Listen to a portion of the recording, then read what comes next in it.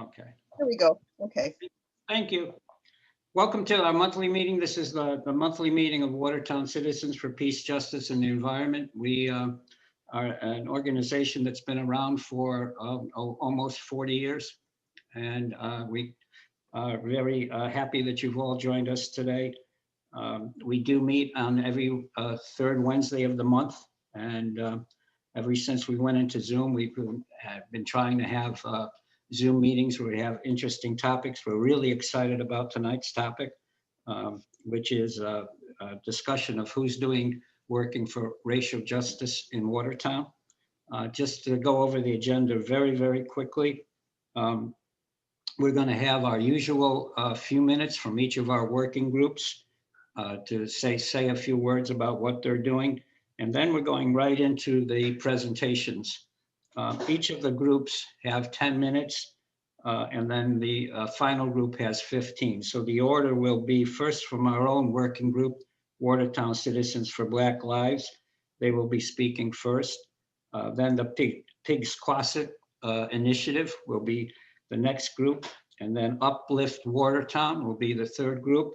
And that the final group will be the Kingian Club, Kingian Club / Kingian initiative community. I'm sorry, the community resistance. So they'll be the final group. So with that, I'm going to just ask Deborah if she would give us a few words about the Watertown Citizens for Climate Change. Watertown Faces Climate Change and what they're up to. You can unmute yourself, Deb.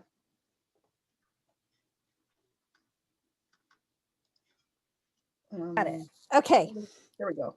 I had to find myself. So Watertown Faces Climate Change meets every 2 weeks. So there's always a lot to report, and I'm going to try and be quick.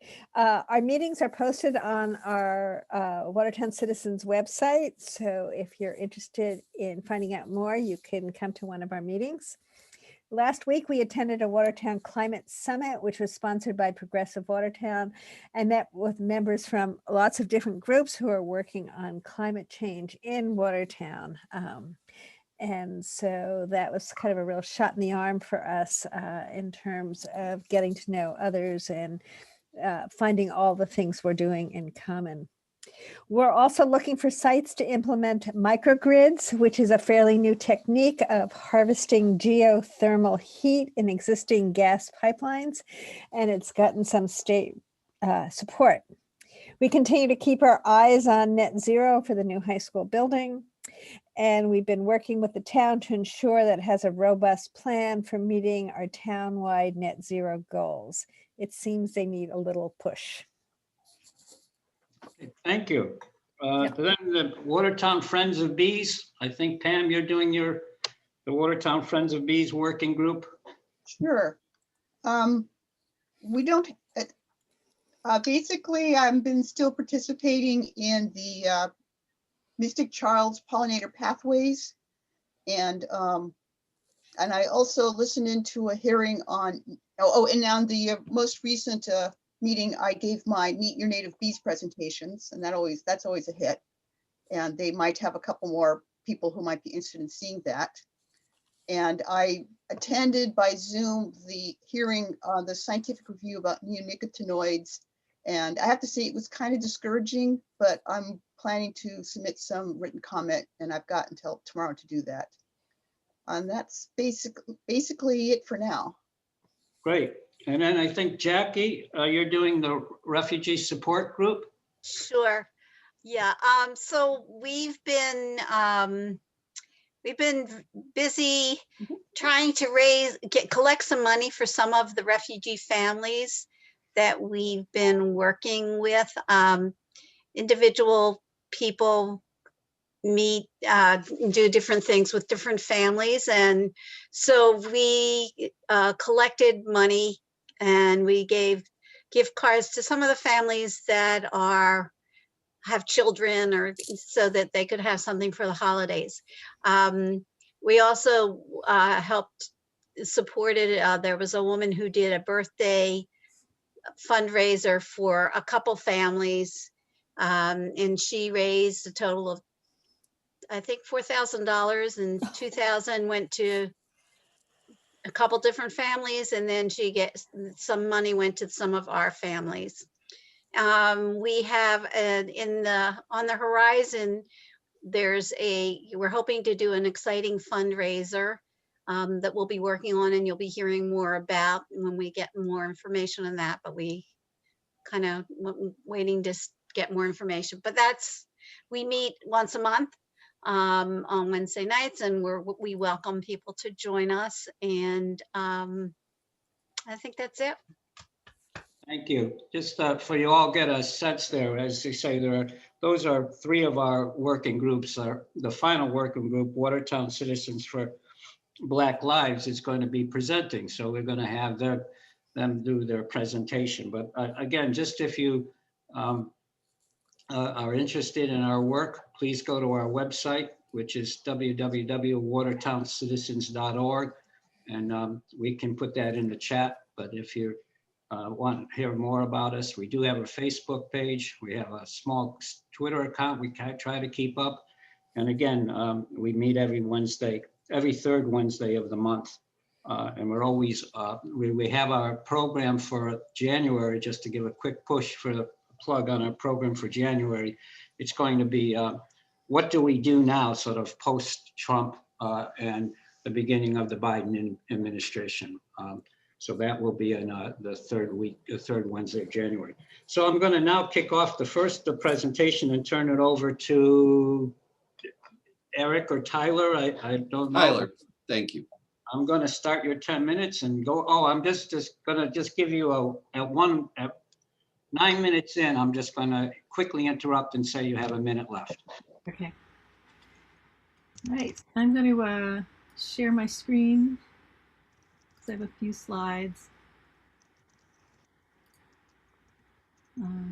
Cool. Tell me if you can see that okay. Yeah. Does it work? Okay, great. So thank you. Watertown Citizens for Black Lives is a working group of our hosts tonight. And I wanted to thank Watertown Citizens for Peace, Justice, and the Environment for helping to fund several members of our working group to do a training this fall, the anti-racism organizing in the suburbs, which is very helpful. Sometime when we have more time, we hope we can share some of what we learned there. So we are a community member organization that campaigns against violence and systemic racism in our local community. I'm going to spend a moment talking about these words, systemic racism. I could share a couple of definitions so we'll be on the same page. Racism can be thought of as racial prejudice plus systemic power. Often we just think about the feelings or interactions we have, but it's useful to think also in terms of the systemic power. So racial prejudice is, preconceived ideas. Systemic power is really the forces that enable and maintain the inequities, in this case, racial inequities. It's what makes it an ism, this racism. So systemic racism is what we're talking about here, which is, it was really kind of created as a system of advantage for people who are considered white. More often we think of it as a system of oppression for people who are not considered white, and it is definitely that also. And it also harms white people because it prevents us from doing things that we could do if we had true equity. But it can help sometimes to turn that usual thought on its head and remember that it's a system of advantage for white people. So we can think of it as white supremacy. So this is the system that holds up the inequities we have. Anti-racism then would be a system in which policies, practices, and procedures promote racial equity by uplifting the innate humanity of Black, Indigenous, and other people of color. Any thought or idea or policy that is not anti-racist is going to be racist because of the power of systemic racism. This is a system that is not broken, I would offer. It is working as designed. So this anti-racism is how we undo it. So we're here tonight to talk about who is working for racial justice in Watertown. Again, because systemic racism is so powerful and so central to all the problems that we face, like climate change, like war and peace, like immigrants and refugees, like environmental degradation. It's under and through everything else. So It would be nice if the groups who are presenting tonight could just take it over and solve it for everybody, but instead it's got to be everybody working on this. So our group has 3 most active ad hoc groups at the moment, and they're going to present very briefly tonight about policing, government, and schools. So first will be Felicia, and I'm going to stop sharing and turn it over to her. Thanks, Tyler. Good evening, everybody. My name is Felicia Sullivan. I am on the leadership group for the Watertown Citizens for Black Lives. I also am leading an ad hoc working group, which is on police policy reform.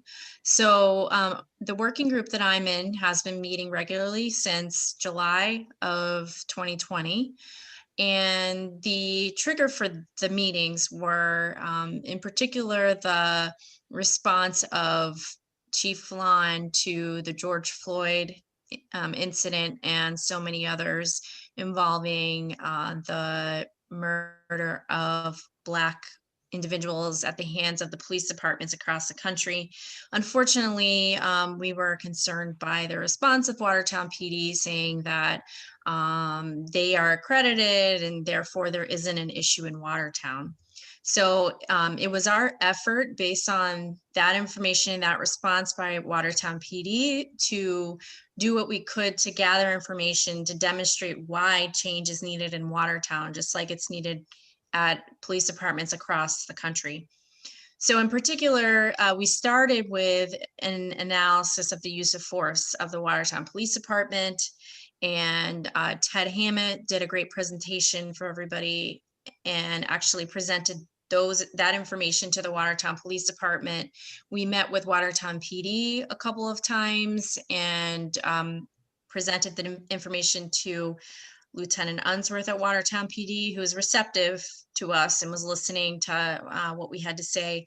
We also had conversations with, or a conversation with the Middlesex DA, Marion Ryan, about the policies and practices that are in place in Middlesex DA's office, which is the office that actually prosecutes cases that are brought to them by the police departments.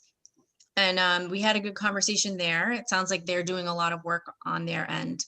And then after those meetings, we have since been working through making recommendations or an analysis of the use of force policies. Watertown PD has changed their use of force policy several times, and we are looking at that in conjunction with the latest legislation, which is now with the legislature again, after being sent back by the governor. We've been working on gathering data. In particular, we put in some public records requests with the Watertown Police Department, and the result of those public records requests did demonstrate that there is a disparity about the number of people arrested by Watertown PD. In particular, Black individuals are arrested at a disproportionately high rate compared to other racial categories. In particular, of all arrests, people who are Black in Watertown, 10.1% in 2018 and 12.8% in 2019 of residents arrested by Watertown PD were Black. That is actually pretty high considering the fact that the population of Watertown only includes 2% of Black people in the population. So that's a concerning finding that we are looking to address with Watertown PD. We have asked them to meet with us and we're waiting to hear back. And from here, we're trying to make a case to the town council to address this issue and more with respect to Watertown PD. So that's an ongoing process. And additionally, we have a working group that actually contains ourselves and Uplift and Kingian.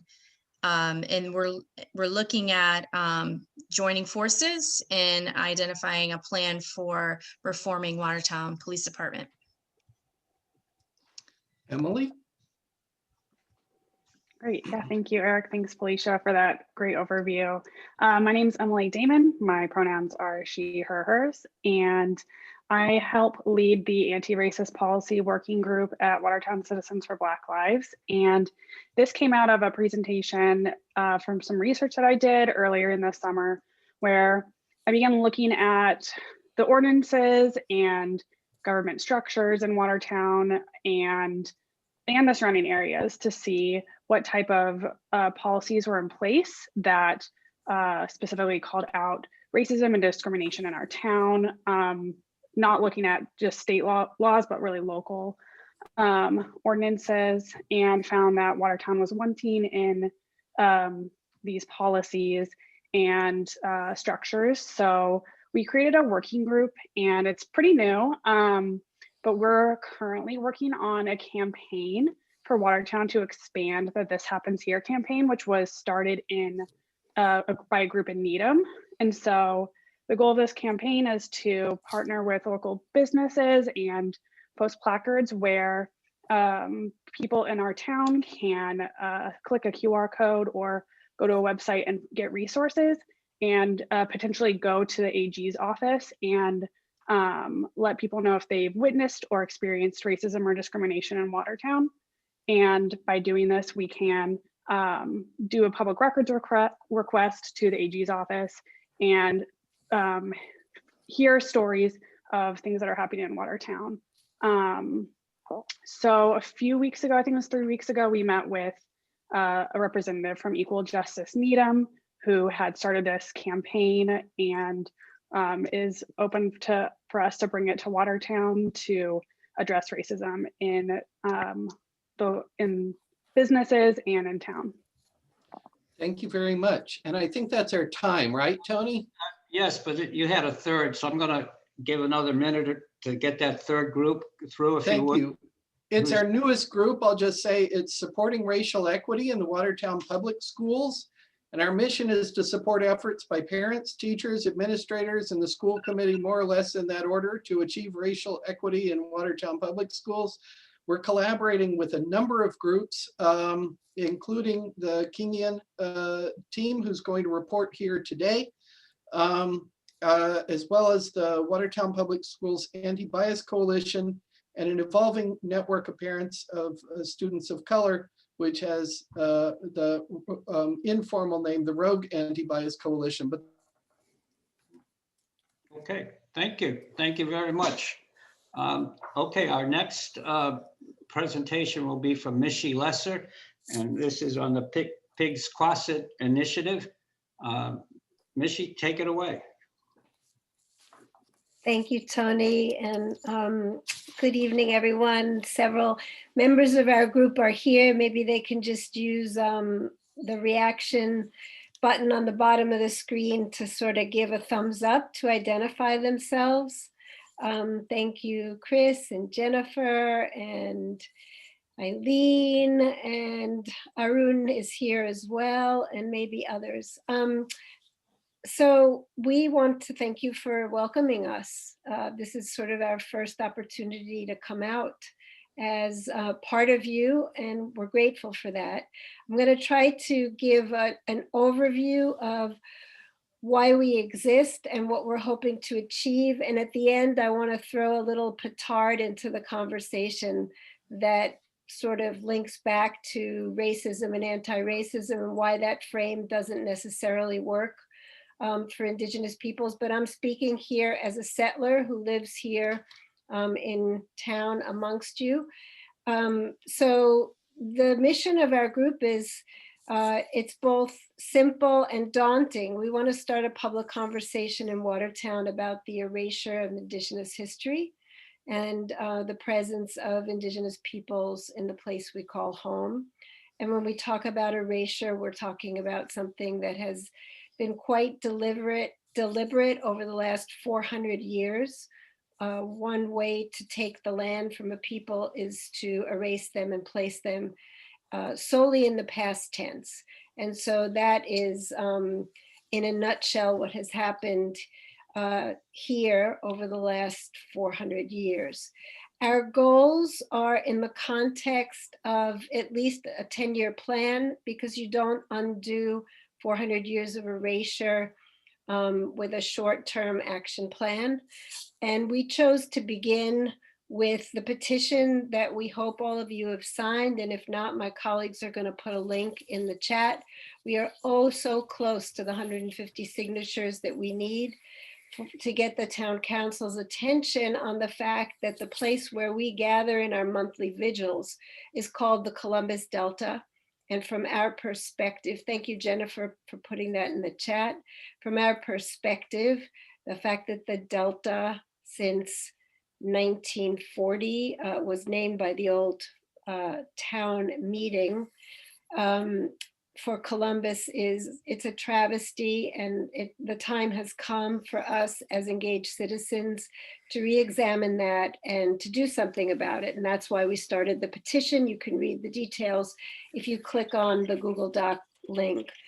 Perhaps more importantly, we want to initiate and participate in a conversation, a critical conversation about the town seal.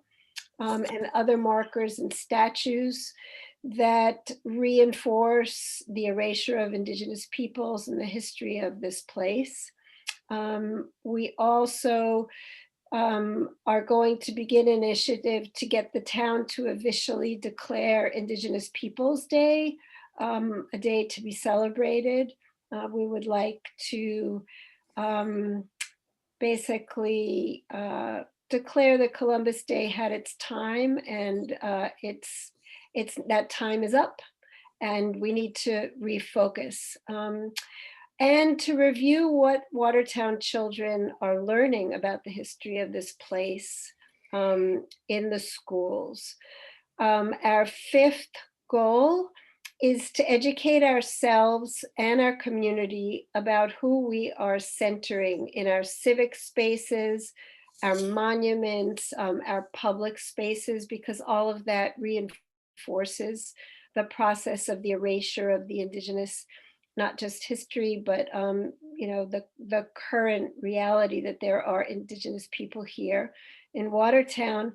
And we want to encourage a meaningful civic conversation among community groups to begin a process of acknowledging whose land we are on, not as a routine rote practice, but as something that's a reflection of our growing understanding that to not do so, we are complicit with erasure. So what we are doing right now, there's the petition. We're also collaborating with the New Rep Theater, because the next moving play in the spring is going to focus on the Indigenous history of this place and the region. And some of us are collaborating with Michael Bobbitt and the playwright about that. And we've approached the library about having a public forum in February that would center the Indigenous history of this place and begin to generate in a proactive way an audience for the moving play. And so you ask, how might we measure our success?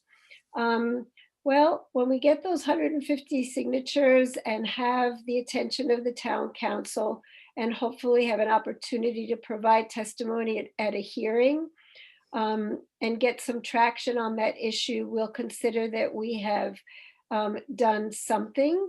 And in terms of engaging community in a conversation about the town seal and the markers, we'll measure our success by the number of productive meetings and conversations that we have, not places where we get shouted down and silenced, but rather have an opportunity to air our point of view and also listen to others and welcome everybody into a space of conversation. We always acknowledge our understanding of why the Delta was named after Columbus, why there is a monument in his honor. And we hope that we can, in the future, find a way to have a meaningful conversation with those especially who think that it's important that that remains. As for the curriculum in our schools, we would measure our success when the K through 12 curriculum reflects a greater emphasis on the Indigenous history of this place. So we are collaborating with other groups such as yourselves. There are members of our group who are also members of Watertown Citizens for Black Lives, as well as the King in Response team. And we hope that others will join us because we definitely need, there are about maybe 10 or 11 of us now. And because of COVID and because we're all, like you, very busy and doing so many things, a lot of our work is done electronically as much as possible. And Tony, do I have a minute left to address? Okay, thank you. So I just wanted to point out, and maybe I can just say this and we can parking lot it for the future. Many of my Indigenous colleagues and friends do not embrace the framework of race as the only way to understand who they are and what they want. And the reason for that being that they are not another racially persecuted, oppressed group of people. They are members of political entities. They are citizens of separate nations. And all of us who are settlers, and I mean all of us, whether we're white or Black, are occupiers of their homeland.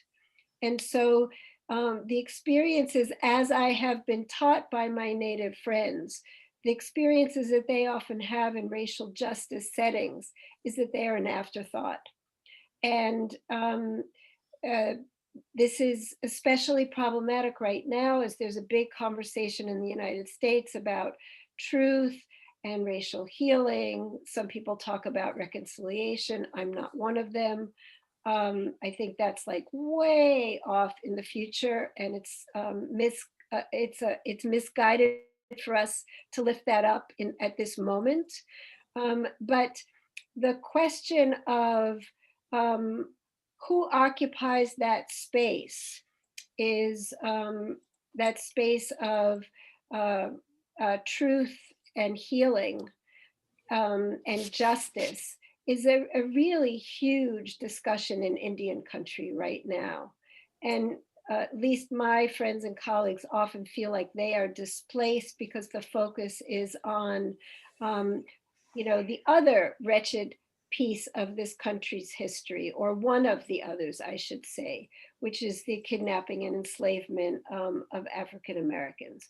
So it's a very big conversation, and I say it with enormous respect for the folks who are doing the essential work of racial justice and anti-racism. And I'd be more than happy to be in conversation with you about how you might reframe those slides so that it's truly inclusive of Indigenous peoples, not just on that slide that named them as part of BPOC. Thank you. Okay, thank you. Thank you very much. Okay, our next, and actually Mishi reminded me because she was actually running through some of the questions that we've had, and we just put these out there for people to play with. But our next presenter, Sarah Pardo from Uplift Watertown, really did take these questions very seriously. So I just want to tell you what they are, and then she can pick and choose how she wants to. We ask people to think about and to use these questions as guidelines, but what is the mission of your project, initiative, or organization? What are your goals? What are your present program activities? How do you measure or how you might measure your success in those activities? And do you currently collaborate with other groups? And if not, do you see that as a possibility for the future? So those were the questions that people were asked to think about and to frame their presentation. So I'm going to turn it over now to Sarah with Uplift Water. Thanks, Tony. Yeah, so those were some really great questions, and we spent a long time going through them. and we wrote too much to go over in 10 minutes. So I'm just going to share some pieces that we highlighted.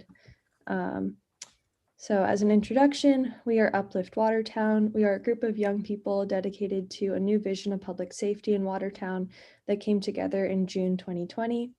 We believe that divesting from the Watertown Police Department and investing in social programs that best meet the needs of Watertown creates safer and more just communities. We want to help Watertown move away from punitive reactions to harm and towards solutions which are life-affirming and transform the conditions which perpetuate harm in the first place. Our main goals are to achieve comprehensive mental health care and substance use treatment, housing for all, transformative justice solutions to interpersonal violence, and an end to punitive systems of control within our community. Obviously, that's a huge goal. So a more specific one is to work with the town council and town manager to invest tax dollars in community resources that we already have, like Wayside Foundation, subsidized housing, the CARE group, and to potentially have some of those resources come from the police department's current budget. Right now, we're doing a lot of different things in several areas because a lot of our members are also part of the high school and part of different groups. So we're a bit all over the place, but I wanted to highlight that the second jail diversion clinician from the jail diversion program at the Watertown Police Department was hired as a direct result of our demands at the fiscal year 2021 budget meetings. So we're pretty proud of that. And we attended, we've been attending different town council and budget priority meetings and helping other young people attend those meetings as a way to get involved with town government and understand how the process works. We're doing a lot of like self-education and introspection, learning about abolition work in Massachusetts. And we've done some anti-racism trainings for white people, specifically geared to high schoolers, and also had similar training for a group of Watertown high school teachers. How might we measure our success? Well, I guess that would kind of depend on how many people we can reach and connect with in our community, and how much we're actually able to see in terms of changes between this year's budget and next year's in terms of the dollar amounts going to different social services. But we also focus a lot on how well we're able to work together as an organization to achieve our goals and cultivate a sense of community and belonging, and helping each other grow to be better anti-racist upstanders, learning from our mistakes, and focusing on how much we value introspection and a commitment to healing when we reflect on how systems of oppression have affected us personally. We definitely collaborate with other groups. There's, like I said, there's a good amount of overlap in membership between Uplift Sunrise at the high school, Watertown Citizens for Black Lives, and the Kingian Club. So we promote each other's events. We also coordinated with the Unity Breakfast Steering Committee to create several banners that have civil rights quotes that are going to be used. And like Felicia Sullivan mentioned earlier, we're now part of a joint task force, I guess you could say, on police reform with Watertown Citizens for Black Lives, the Kingian group, and Community Advisory Board group. And we've also been attending some loose statewide coalition meetings with Defund the Police at Newton, Budget Equity in Brookline, Defund Somerville PD, Cambridge DSA, and Equity Alliance, the group in Needham. I think it's Equity Justice Needham, maybe. Yeah, so we're working with groups across the state as well. Yeah, so that's a bit about us, and I don't know how much time I have left, but I'm also happy to take any questions if there is time. Well, you have some more time if you want. If not, we can wait to the Q&A. It's up to you, Sarah. I guess Sabrina, Emma, and Delaney are also here. If any of them want to highlight anything else that we've been doing, or I can keep rambling on. No, it's okay. Just- I'm Delaney. I'm a junior in high school, just excited to be here learning about all these groups and committees that everyone's doing kind of work. And I feel like we all are under the same vision, but I just wanted to highlight everything that Sarah said. She's one of the main leaders of Uplift, a great leader. If any questions, she's just great. Hi, Felicia. And I'm just glad to meet you all and see you all on the call. Great, welcome, welcome. Okay, we can move on to the final group. And I think we're gonna circle back. I'm gonna circle back to Eric because I think he froze when he was doing his last presentation on the school piece. So we have a little extra we'll circle back and then we'll, but first let's hear from the next group. Now that we invited Watertown's, we invited the Kingian response team to present, and we're going to hear actually from 5 members of the Kingian Club, and they will take different pieces of the Kingian response team, which is a multi-faceted number of projects they have going. So I think Shivani is the first one, and I'll let her begin the process, begin the discussion. They have a few more minutes because of the number of presenters they've asked for. So Shivani? Tony, our plan changed slightly. I think Claire is going to be starting off. Am I able to share my screen too? We thought that having a presentation would be a little more clear. Okay, so you want to start with Claire first, is that right? Or do you want to start? Oh, all right, you want to start, all right. Claire, you go. There you go. Hi, everyone. My name is Claire Fabian. I'm a junior at the Watertown High School, and I'm part of the Kingian response team. So you guys can obviously take a look at the slide. This is just the basic overview of our group. So the Kingian response team was formed after the murder of George Floyd this past spring. We've had a lot of Kingian community members kind of come forward and say, you know, there's obviously a problem in our country and that includes our town. So we kind of came together to make this response team because Watertown is part of the change that needs to happen. And obviously, I think we're all hopefully aware that Watertown is not at all immune to racism, and we have many issues right now that need to be fixed. So that's kind of why we came together. The Kingian response team is a group of people that follow Martin Luther King Jr.'s protocols about nonviolence. One of the biggest parts of our team is how we engage in our nonviolent action. And we do this through the 6 steps, which you can see is information gathering, education, personal commitment, negotiations, direct action, and reconciliation.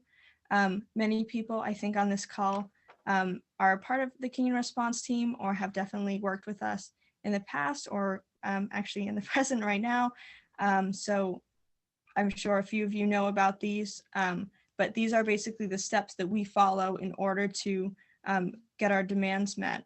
Right now, because we're working on a lot of different things, a lot of our groups are in different places, but overall, these are the steps that we use to try to create change.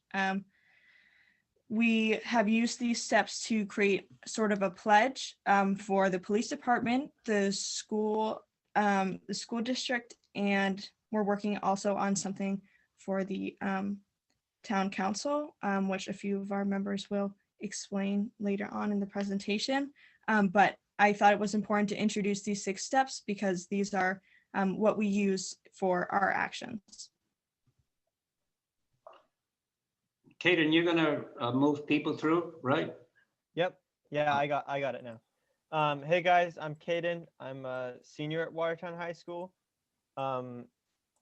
Basically, what we were thinking the best way to present this was to go about what the Kingian response team calls the pledges, which are essentially our team's overall goals for very specific things, and they're based on these 4 principles of the Kingian nonviolence. And they are some conflict is shared, some conflict is hidden. Let's listen. Conflict has history. Let's learn.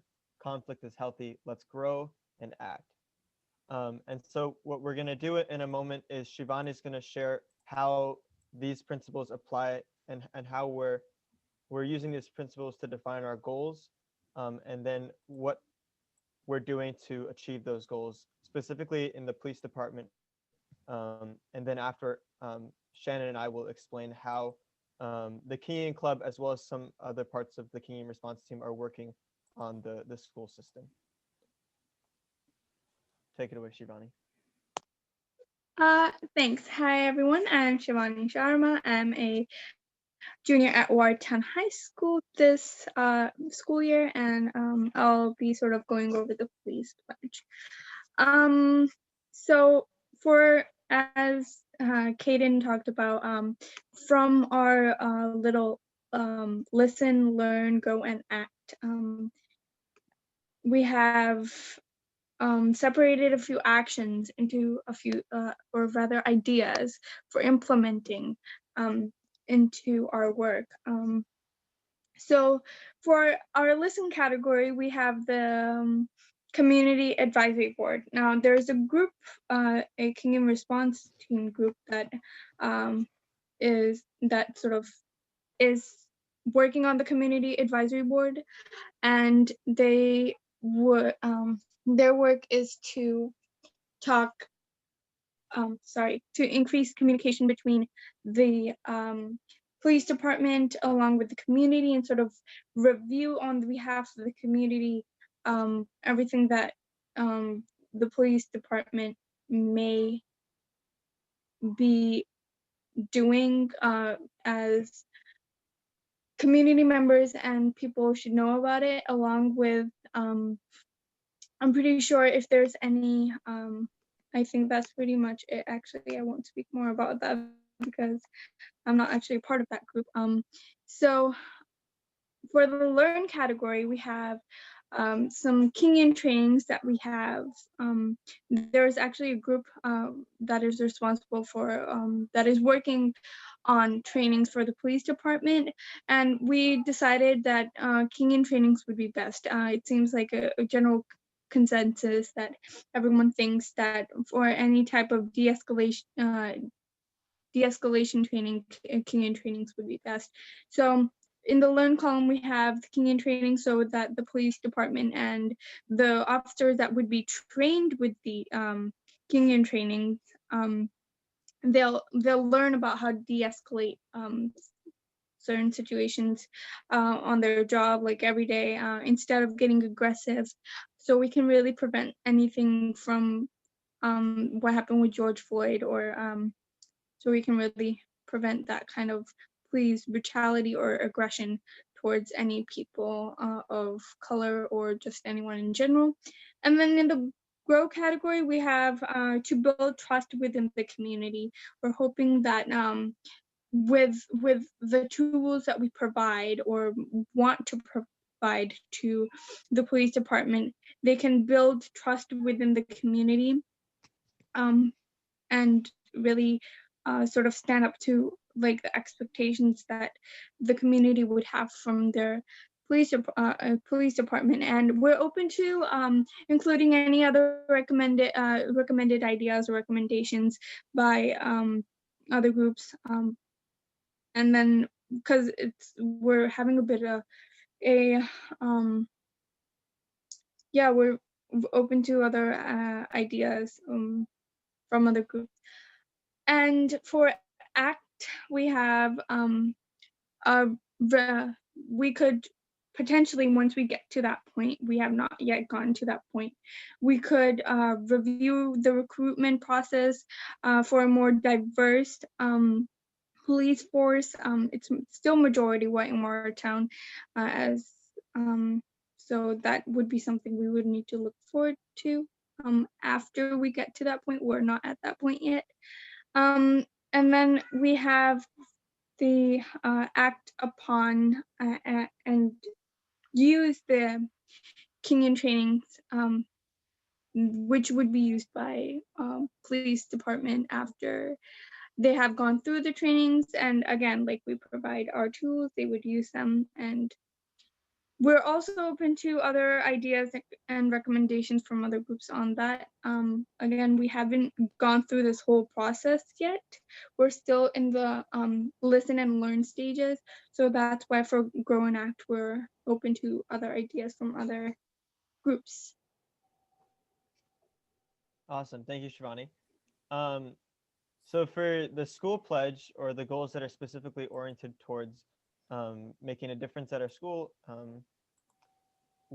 is basically being run by both a subcommittee within the Kenyan response team, which is like the story share group, which I'll explain in a minute. But then also this Kenyan club, which is not exactly a part of the Kenyan response team, but we're very tightly related. And it's just a group of high school students. I believe it's like 50 students that have come together, and we're all in 5 or 6 different working groups. And it's that group that's doing a lot of the work here, and it's coordinated, of course, with other groups like the equity leader team and the school committee, and other groups, which I'll get into a little bit later. But for the listen category, our 2 main ideas of information is this anonymous reporting system and a review board, which essentially will be implemented within the schools, where there will be a form online where students can go and report bias-based incidents. And for those who don't know what bias-based incidents are, they're basically any acts against the protected class, including the LGBTQ community, any act of racism, any act against religion. The list goes on. But essentially, they'll be able to report that information. And then along with that reporting, we will have a review board. And instead of just having our usual completely white administration, which when dealing with bias-based incident has been known to be flawed, we're in the process of putting together a diverse team of students and faculty, and we're considering adding parents to that team too, but we're not sure yet. That will review at least the data from the reports and map out recommendations for how to deal with discipline. However, the review board will not be able to actually do discipline. That is up to the administration still. And that's because of just FERPA laws. So right now we're just in the process of putting together that review team, and the goal is to have that done before MLK Day, or the Unity Breakfast.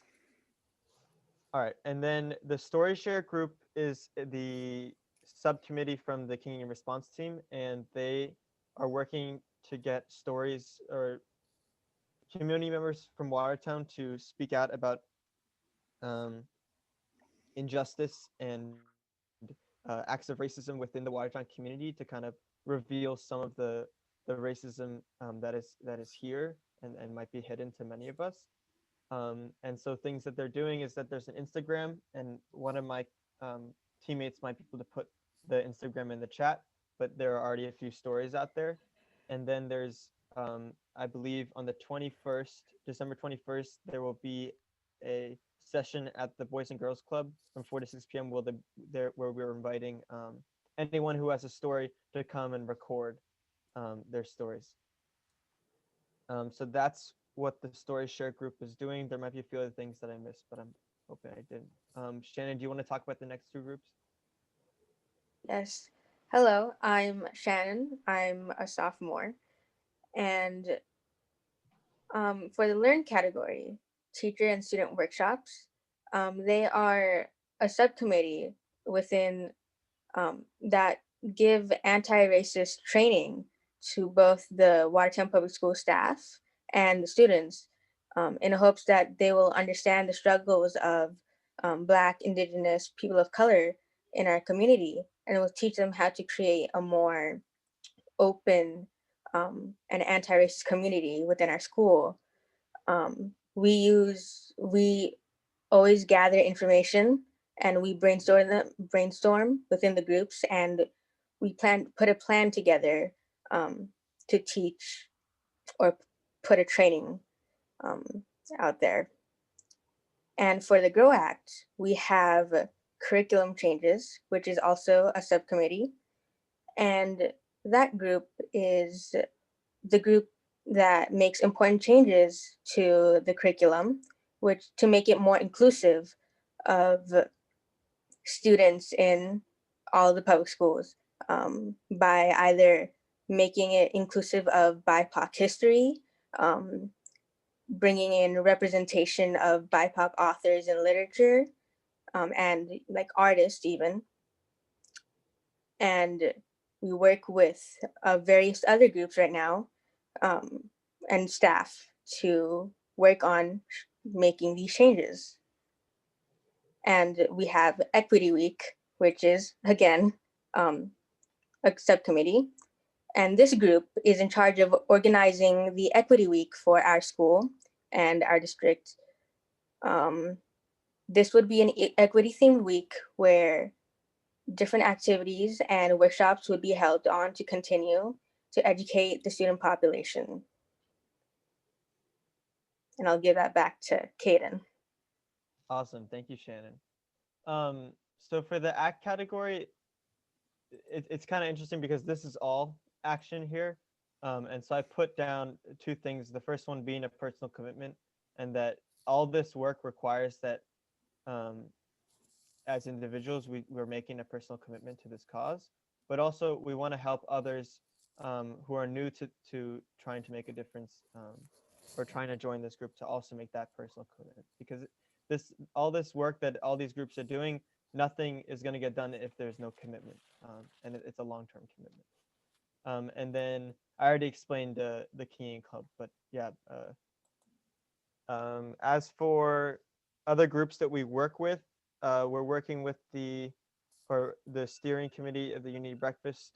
I think Sarah Pardo also mentioned that the Uplift team is doing that too, with making those signs for Read the Streets. We also have worked alongside Uplift, Watertown Citizens for Black Lives, the Equity Leaders team, which is the team of school faculty and administrators who are trying to do some equity work that is kind of parallel to what we're doing in the Keying Club. So they've been a group that we've been working with. And then recently we've been working with some of the town council members to help us with this anonymous reporting and review board system. Outside of the school system, we went to a race, the Keying Club went to the Race Amity Conference. And Shivani was awesome and did some outreach and has communicated with another high school, Gordon High School. And so we're looking to collaborate with them in the future to see if anything can happen between our groups. Other than that, I think we've shared everything. There's been some messages. Thank you very much, Tatum and the group. Okay, well, that's great. I am going to actually, we have a few more minutes of the time because of Sarah was a little bit quick on her presentation, so that works out well. I'm going to swing us back to Tyler, who I believe went frozen when he was doing the piece about the schools. Thank you. It was actually, I was on my last word, which is that we're working very much in a collaborative way. And so that's why I spent so much effort talking about the groups that we're engaged with. Really, our whole focus is to support where we can. I wonder if you would take 2 seconds, Tyler or Eric, and talk a little just quickly about the digest. I'm not able to participate in it, but it's a great resource for people who want literature and movies and discussions about racism. Could you just take a second to tell us a little bit about the digest? Sure. Yeah, I've been for the last couple of months aiming for once a week. I don't always quite make that, but I send out a message to our entire larger email list. We have a couple different lists. We have an announcement list that we try to keep the traffic very low. So we announce meetings, and now we're sending these digests about once a week. And then we have another list that's for discussion. It's not moderated, and people can share anything and have, back and forth. So a lot of things people get shared on discussion lists that if you were only on the announcement list, you might never see. So I've been going through the discussion that happens on that more active, less not moderated list, and pulling out, really kind of everything that people are sharing, and putting that in this digest that goes now to the announcement list. So we're trying to highlight which topics get a lot of discussion. If they're articles, we just include a link. Sometimes there's something that happens like a meeting, and we can, I have enough presence of mind, and I was there, and I can try to give a summary of what happened. But more often, I'm just kind of sharing what other people have shared with all of us. So in that same digest, in addition to that sort of summary of our discussion list, we also have events, upcoming events that, it's anything that I happen to know about. So please, and if anybody has stuff that should be shared with our group, you can send it to me, or you can share it directly on our discussion list. Anyone who's subscribed to it can send messages to that. And I will look through it, and I'll make sure that gets amplified. And we also have topics about workshops and trainings that are coming up, and webinars, and also legislation, a few threads that we try to follow. It would be great to get more updates on those when people are following them. I don't always manage to go and kind of do homework and update them myself. So if I know, I add, but otherwise, again, I'm sharing what other people are sharing, kind of amplifying it. Okay, thank you. Well, folks, that does our presentation right to the hour that we set aside for this, and now it's your turn. I hope you've been taking notes. I know I have a few questions I wrote down. I hope you have some questions. We're going to ask you to do the raise your hand function. Yes, we have a question from Mary Russo. Oh, okay, Pam, before we take for questions, can you just tell people how to do that raise your hand thing again, just so that people will know where to go and how to do it? If you click on the participant list and then click on yourself, you'll see a little box pop up, and one of the options is to raise hand. Thank you. Okay. Or if you put something in the chat to say that you want to do a question, I can spot you that way too. Thank you, Pam. Sure. Hello? Yes, so Mary, you want to go ahead? Yes, this was very informative. I would like to first of all thank Tony Palumba, Pam Phillips, especially all the students that had terrific ideas and have the courage to speak up.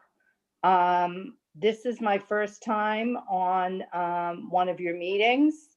I have spoken to many people that are participating in different groups.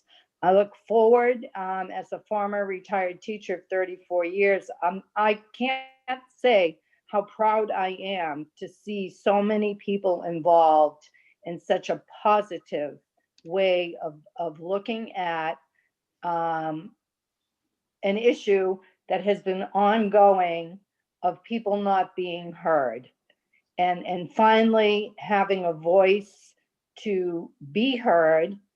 I applaud you, Tony, again, and Pam for co-hosting, and specifically our students that have the courage to move forward, speak brilliantly, and form together these groups, along with Eric, and there was someone else. I don't know if that's your wife, Eric, but I know there's 4 or 5 different groups that really are doing positive things. And it's finally remarkable that it's come to this point. And unfortunately, we know how we got to this point, but I don't want to focus on that. I really care for my students, former faculty and want to keep everyone safe and updated. And we are living in a different world.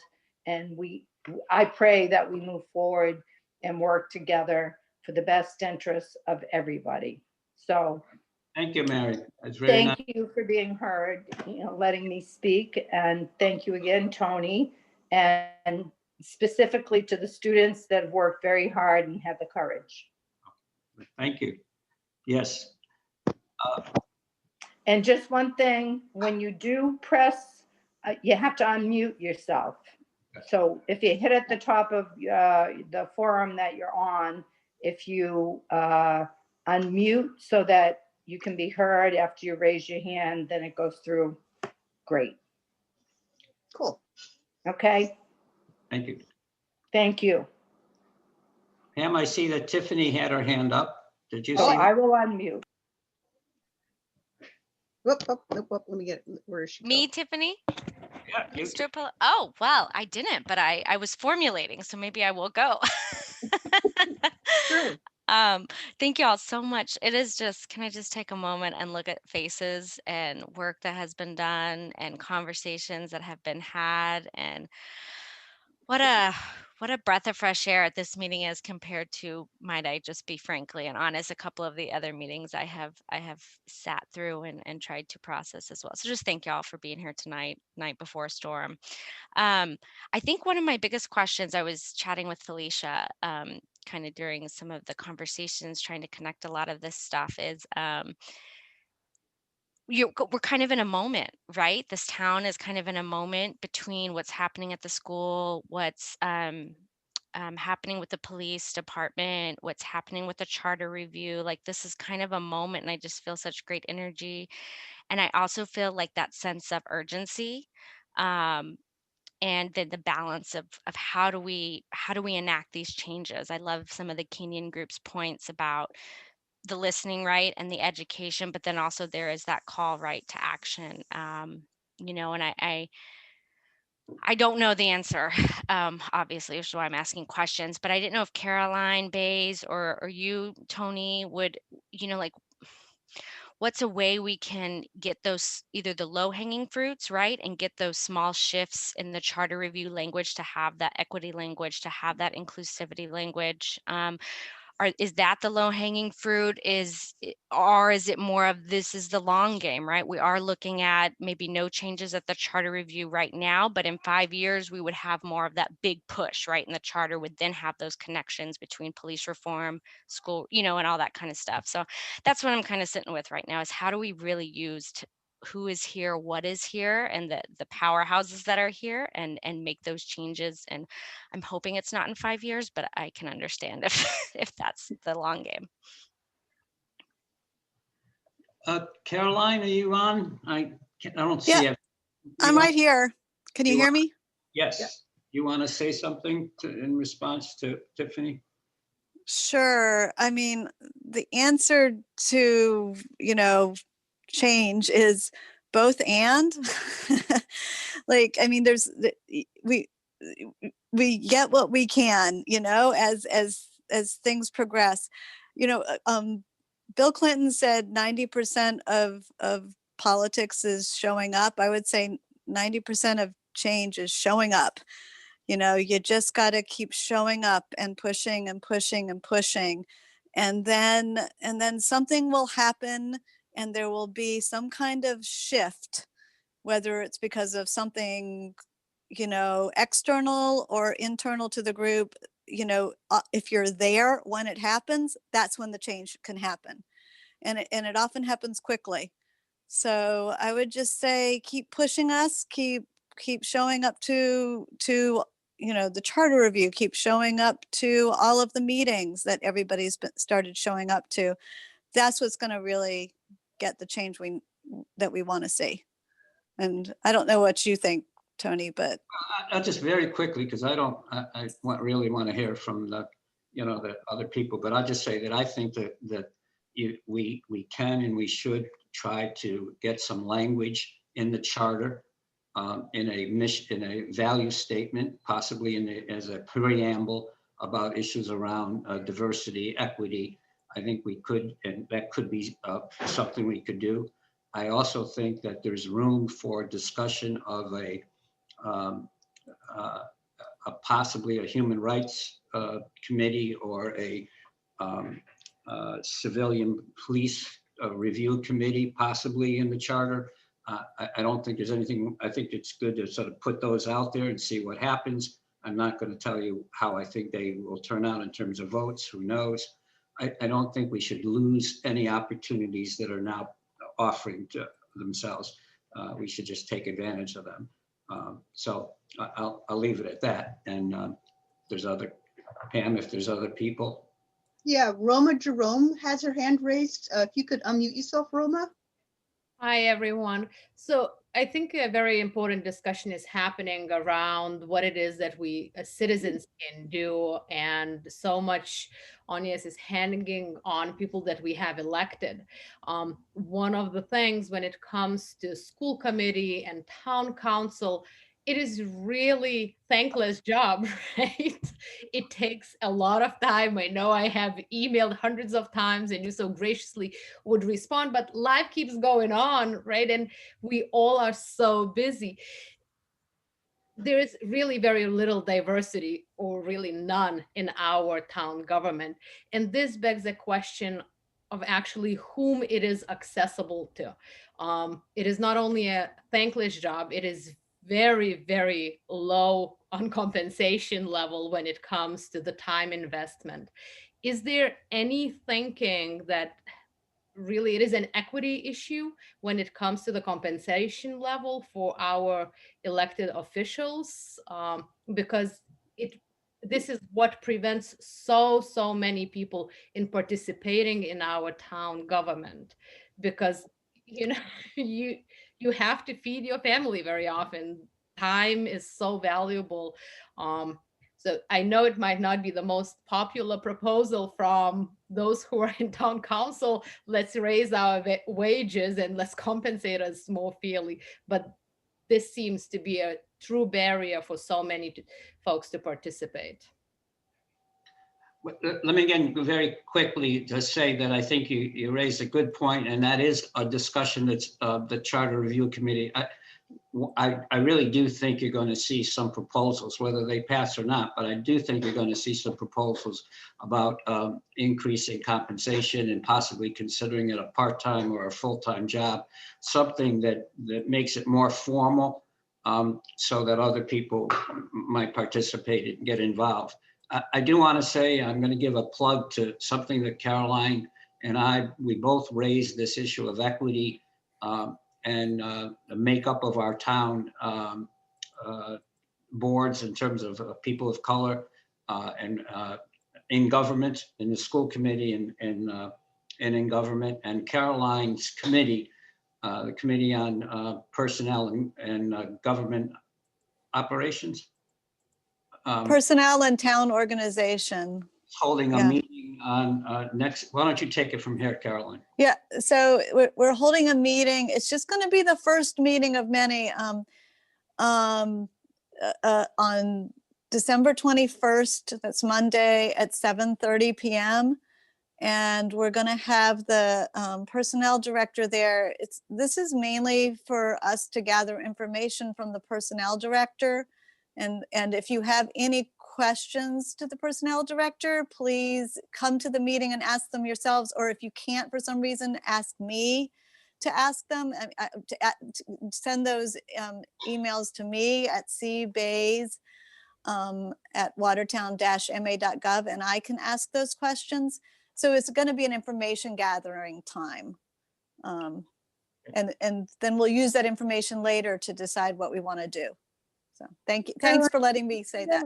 Meeting time one more time.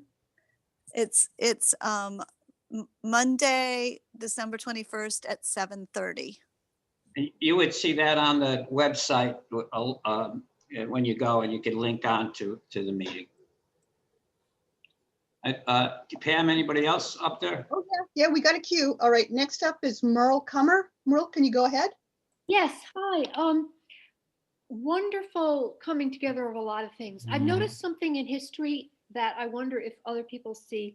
Watertown in the past, when citizens have wanted to do something and government doesn't respond, there have been all of these volunteer groups. And I think Watertown Citizens for Peace, Justice, and the Environment is an example of that. And these volunteer groups do what they can do. I think Watertown is shifting. Our tax base is growing. We have much more commercial real estate. We can move more into a professional government. And building on what Roma said, I think one of the things about this moment is that we can push for more action by the government. And I wonder if other people feel that same way.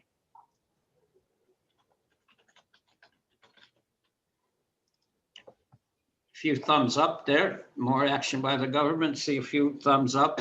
Yeah. Something specific, Muriel? You know, for example, Yeah. a citizen, if there's going to be a citizen police advisory board, it's going to need some good staffing.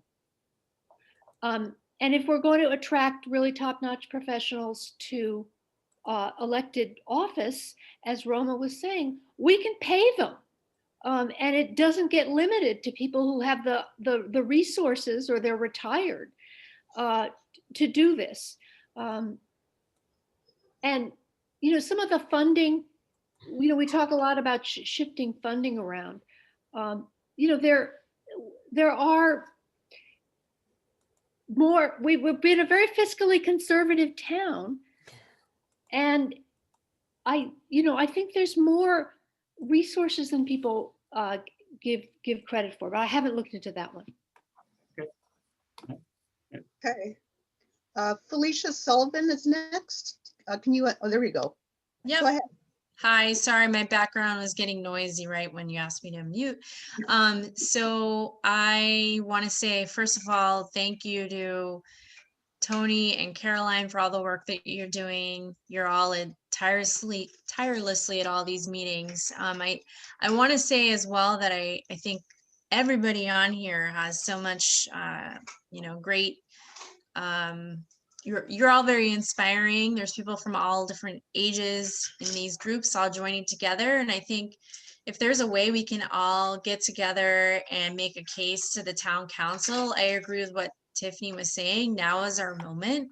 I think we need to leverage that. And, you know, I think that when Caroline and Tony, they made the budget proposals on some diversity and equity issues. I think that it seemed to me, and you know, as an outside observer, that it was really the fact that there were so many people present on the meeting. In particular, I know there were a number of people from Uplift on the meeting, and the town, it seems to me like the town council is actually listening. So I think I would just emphasize that we should all continue to participate in as many of those meetings as possible and join together, because I think it now really is truly the time to make these important changes. So thank you all. Great. I guess Chuck Dickinson is next. You want to go ahead, Chuck? Yeah, thank you. Hi, I'm wearing two hats here tonight. One is first wearing the hat of having kind of organized and facilitated this working group under the Kingian initiative that worked on the proposal for a community advisory board. I just wanted to make you aware that who was involved in that. Louise Enoch was very much involved with me from the beginning. Rhodey Moise from the Boys and Girls Club. Dan Unsworth from the police department was involved, and Will Twombly and Sue Ellen. And if you're interested in learning more about that, please be in touch. The second thing I just wanted to highlight is wearing my hat now as chair of the Unity Breakfast Plan Committee, to highlight that we're going to have a Unity Breakfast this year. It's not going to be in person. It's going to be a virtual event. We met last summer and decided that we had to go forward. And we actually did a whole new process to involve some new participants, some of whom are here tonight. And we developed a theme, which is from diversity to equity. And we have got some traditional elements of the program, the essay contest. Our keynote speaker is going to be Reverend Mariama Hammond White from Boston. And we're going to have honorary host, Michael Bobbitt from the New Rep Theater, but we're going to add in some new elements, including the story share, which is what's been talked about here tonight. That's going to be a new piece of the program. And this public art, Sarah was talking about it, and Caden, the banner making and other kinds of things. So I just want to make you all aware of it. We've been working on publicity. You'll be getting notices about it, and just want to, the Facebook page for Unity Breakfast is up, and please share the event. So thank you. Great. Okay, I guess Tyler, you're up. Or is it Eric? I'm not sure. It's me. I was just thinking about what Merle said. And Merle, during the last call about the charter review, I pulled down the budget document, and it's quite informative. It's quite informative about about how how money has been set aside over time to build up, and how we stay within the limits of Prop 2.5 and so on. And just as you said about how the tax base has been growing. And another thing that we could do if we had enough agreement on it is a special assessment, just to say we really want, we need to expand what we're spending. So that will be, but that will be a very different kind of question. But if there's support for it, then there we go. That was unformed and probably uninformed, but that's what I got from reading the budget last night. All right. Next up is Jackie Von Leeuwen. Jackie, can you, oh, there you go. Hi. Go ahead. Some of the story many of you have heard, but I guess I just want somehow to have some inclusion for accountability of people who run the town departments, and including the town manager, because it's becoming pretty clear that there's a lot of quite a hostile racist environment in many of the town departments. We're collecting some stories about that, but I don't know how the charter can address that. I'm a little feeling a little lost about where I could put my effort to help kind of bring that to the light and build some kind of accountability or pathway for accountability in those kind of situations.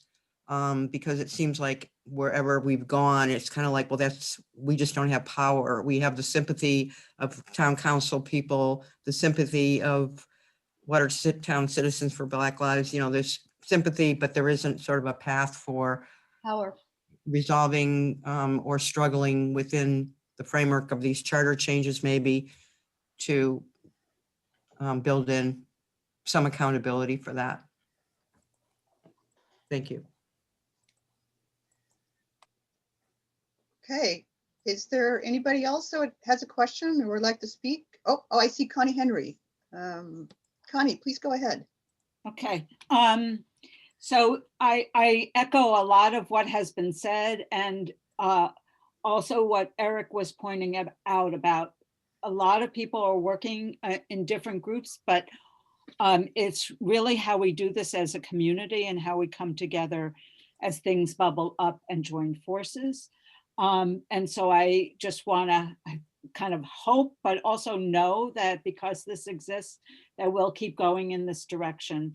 And while there's a lot of people, there were a lot of people at the superintendent's meeting, there are a lot of people here tonight. We're a large community, and there are people that don't yet know what is going on within our community. And so one of the things that I will kind of speak for the Kinging group a little bit here, this framework of listen, learn, grow, and act. And for me as an educator, is a framework that for people that haven't been involved, our hope is that they can be involved, because everyone can think about what they need to listen to or what they might want to learn about, all of that. So I think as a community, how we move forward. The Unity Breakfast is such a force. So I hope, I don't know how 500 people plus can be on Zoom, but I hope to find out. That's all. It's not going to be on Zoom. It's going to be broadcast. Oh, right. Over, It's going to be on Facebook. TV, Yeah, actually, be, I saw that. Yeah. Thank you. Sorry. I wonder, Pam, is anybody else? Because I have a question or two, if that's okay. Go ahead. I think everyone, I don't see more hands. Okay, and I wanted to ask a question about the work that all three of the groups are working around the police issue. I wonder if people could share a little bit. I have a personal feeling about what some of the, well, let me do it this way. Do you feel there's been some resistance to your work? And if there's been some resistance to your work, can you identify what it is and why you think it's there? And I know that Sarah and Felicia and others have been working on this. And so those are my questions. Has there been some resistance? Can you identify what it is? And can you explain why you think there is such resistance? I think Chuck might be a good person to speak to that. Our police advisory group prepared this proposal for and submitted it to the chief. We had Lieutenant Unworth involved in the process, and I think he was, in fact, thinking that it was going to get a positive reception, but as it turned out, when we actually met with the chief and discussed it with him and with the command staff, they were resistant. They felt that this was perhaps another level of bureaucracy that might not be needed, that there's other ways for them to communicate that already exist, and they were not really, at this point at least, open to in implementing going forward with this. We felt it was a fairly simple, straightforward thing. We were not talking about a civilian review board that was going to have power, subpoena power, anything like that. We had done our background research, kind of following that Kingian model of educating ourselves and learning and reaching out and talking to people, including the chief police in Arlington, who has been setting up an advisory board. And so we thought that this was, feasible. But as it turned out, it really did not receive a warm response. I will say, I think we perhaps shot ourselves in the foot a little bit in that the language we used was a little prescriptive. We said that, the board shall be like this and the board shall do that. And there was a lot of, shalls and wills rather than could and so forth. And I think that was a stylistic mistake, which I truly, truly regret. But we made very clear that we were putting this forward in a collaborative effort and wanting to discuss it and work in a collaborative way to see how it might be shaped. But the whole idea is really to, put in place some kind of a mechanism that's going to really improve the quality of interaction between the police department and the community, especially the parts of the community which are really impacted by their practices. Anybody else? Yeah, if I may.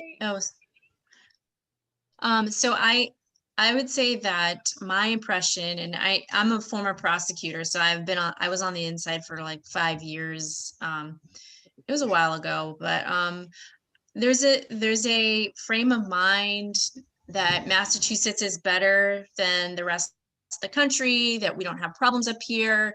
There are less police shootings up here, but it doesn't mean that the culture isn't here, that it doesn't mean that there isn't inequities in who they're arresting, citing, and who they're actually stopping. So I think one of the things that was very frustrating listening to the police department in Watertown is that they don't feel like they need to change anything in spite of all that's going on. They think that they are accredited and so they're fine. And so that's the reason why we wanted to get the data to show to them that you all are not any better, or maybe you are better to some extent in that there's less police shootings, but there's still a huge problem that exists all across the country with inequities in who they're dealing with and who they're stopping and arresting. So I think that I know that other towns in Massachusetts are listening to their citizens and actually making change. And I think a problem for us is the structure. The chief reports to the town manager, who has, so there's really no real accountability to the people. So if we have a problem with the chief and the police department, we can't really do a lot about it. It's really outside of our control, and we can't even push on our elected town councilors to do anything. They're powerless. So I think that's why we really need to make change in the charter. Okay. If I may very quickly speak, kind of going back to Chuck's, what Chuck was saying, also Felicia, I absolutely agree with you. That goes for New England and the North in general, and that's not the way that it should be. So that's something that we have to work on. I just want to give a quick update about the state of the work we've been doing with the police. I just want to return very quickly to the steps from earlier.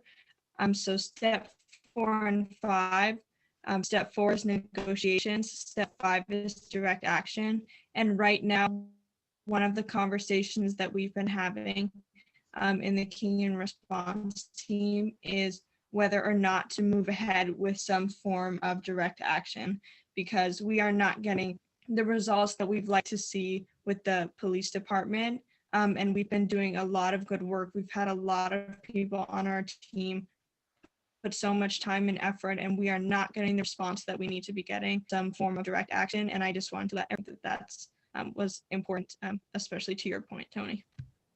Thank you. Thank you. I think Sarah Pardo was going to chime in a second on this question, and then. Sure, should I speak now? Yeah, go ahead. Okay. Yeah, I guess, so Uplift hasn't really interacted very much with the police department. We have sent some record requests because we wanted data on overdoses that have happened in the last few years. And they did send those, but not in a very accessible way. But I would say Uplift is really coming to this from a perspective that, like Tyler was presenting at the beginning, that policing is a structure and a system that was built to uphold a greater system of white supremacy. And so we're not really interested in piecemeal reforms or community policing or civilian review boards. We're more interested in how can we invest in things that are going to prevent the need for police in the first place. I mean, since like the 70s and 80s, we've been slashing the budgets for affordable housing, for social services, for all sorts of things that basically then we end up with crises that the police have to deal with. But yeah, so we're not really interested in these reforms because we know that like we're going to run into these issues where you can't really reform a system that is designed to work the way that it does this way. I didn't explain that as well as I'd like to, but I'd be really happy to talk more about it with anyone who is interested. Okay, I'm trying to get to the next one. It's Sheila Krishnan. Can you unmute yourself? Hi, everyone. Can you hear me? Yep. Yeah. Okay. This is my first time being at this meeting, and I'm sort of a newcomer to town, I guess. And so I'm really encouraged to see all of you and hear everything that's being done. It's really exciting. And I've been a little bit more involved with what's going on at the schools lately. And I guess I want to say that one issue that's kind of really frustrating for me is the resistance to putting up Black Lives Matter signs at the schools, because they've said it would create a public forum. And from my perception, it seems like they're just afraid of some backlash in town. And I imagine it's the law enforcement support, or the houses that I see that have kind of put up all these signs. And so I guess it seemed relevant to the police issue as well, because there's this kind of division in town. And my perception is that the superintendent and the school leadership are afraid. They're not taking a stand and are finding excuses. And I don't know if other people agree or have more context, but I feel like that's another kind of role that the police is playing to resist the schools and taking a stand. Interesting. All right, great, thanks. Glad to have you with us. I think Merle Kummer is next. Yeah, I just had another observation about the nature of the resistance. Just from the same meeting, I think that Felicia was sort of shocked at. I looked at how the chief responded to all of the suggestions, and there was suggestion after suggestion after suggestion. And each time he resisted, he said, "I'm open.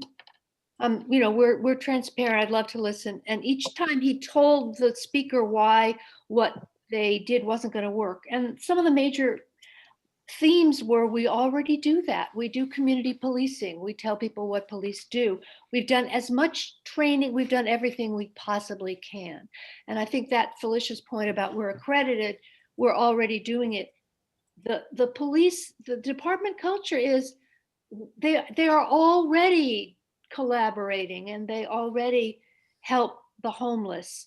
And to Sarah's point, they notice that all these problems have been left for the police to solve, and they accept we should do more about it. We want more help in helping the homeless, but it's not an idea that the police maybe shouldn't be doing that. So they're fighting for their survival, really, as a police department. Yeah. Shivani, can you go ahead? Yeah, can everyone hear me all right? Yeah. So I just want to add to the point that Sheila made. I feel like, yes, maybe that's a new perspective on why the schools aren't open to putting up BLM signs or anything like that.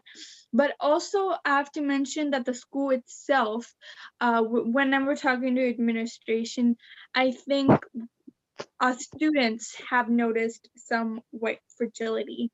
And because administration is still predominantly white, and we're pretty sure they still have their own prejudice and sort of that biased mindset to themselves. So that is a huge barrier, hopefully, but it seems like we are working sort of through those problems, but still working with the administration, school administration, and finding out that they are not willing to support BLM, and their signs is a huge disappointment and a turnoff. But I feel like whatever the school may say, it's not anything political. It's just a simple statement of supporting other human lives. And that's all I have to say about that. Great, thank you. Oops, hit the wrong button. I've got a couple more people with hands up, and I think Jackie Van Leeuwen is next.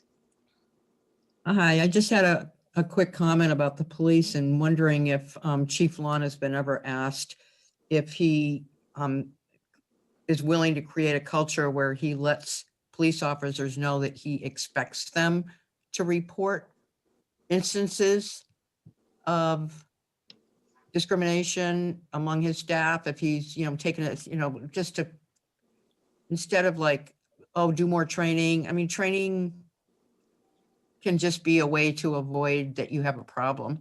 I've been to trainings for like 25 years, and it doesn't affect people if they're not held accountable from the top. So you know, is Chief Lawn willing to say, I expect people to report to me. There will be no retaliation. I really want a culture where people are treated right. And I actually know there are police departments like that, where they won't hire people unless they can agree that you will turn each other in. That's how serious we are about creating a culture of respect for our community members. Thank you. You got it, Pam? Yeah, Mishi, you're up. Thank you, Pam. I hope what I'm about to say is not unhelpful, but rather supports us in holding these really important comments in a larger context. So a lot of my work has been trying to understand the origins of white supremacy in New England, which is a region of the country that does not generally own its deep history of white supremacy. And that's one of the ways that I've gotten so interested in learning more about the indigenous history of this place and this region. And for me, it means that I have to unlearn a lifetime of falsehoods. But to come up against, as I am listening to all of you speak, and I know that you're speaking truth, what's echoing inside my head is, of course, absolutely. How could it be other? Because we as people who live in this region have not taken on the history of violence and brutality that allows us to live here.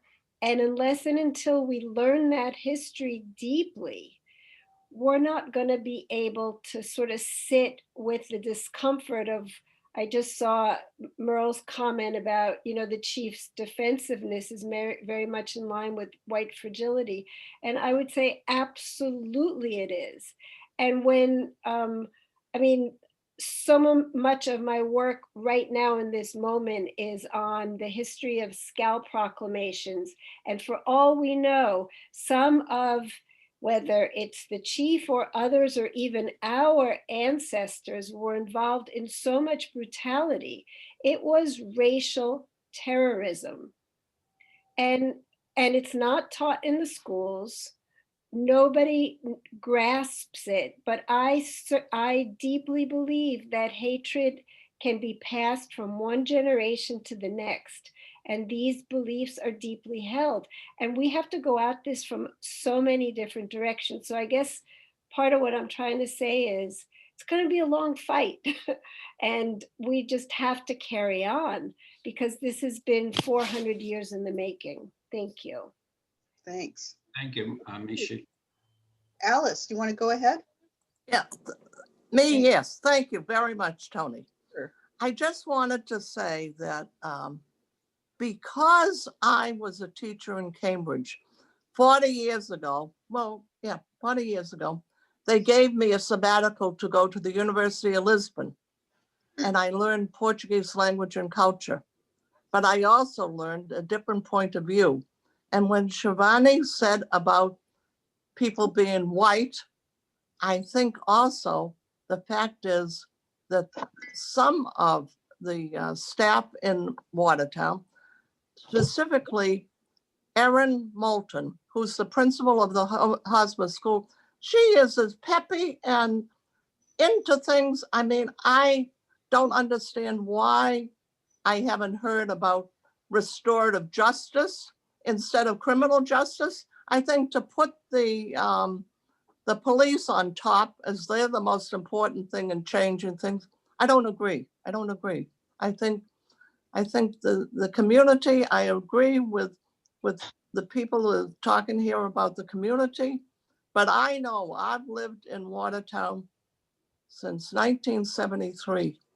And there is a idea that if you're not a townie, there is that so that for me, I live in the village, which is very diverse. I think that sometimes we are afraid to speak up because like when they were having those posters for the lawn of supporting the police, it was scary for me, scary. I think that I don't think that we're as honest about what's going on in Watertown. And I've done a lot of work on the social justice in the new roads. So I've worked with the police. I'm not saying that, but I think that we should not give this whole issue over to the police. We need to, as the community and the school department, like this Erin Moulton, who's the principal of the Hosmer. We need to have people like that. I mean, I wish I were young. I wish I were young and to be part of the whole thing because it's wonderful. Wow, thank you. Anyway, thank you. I hope You've I'm earned your stripes, let me say. You go a long way back with the work you've done. So. Yes, yes, yes, yes, Tony. Oh, God bless. Yes. And we did a whole curriculum in Native Americans. Yes, indeedy.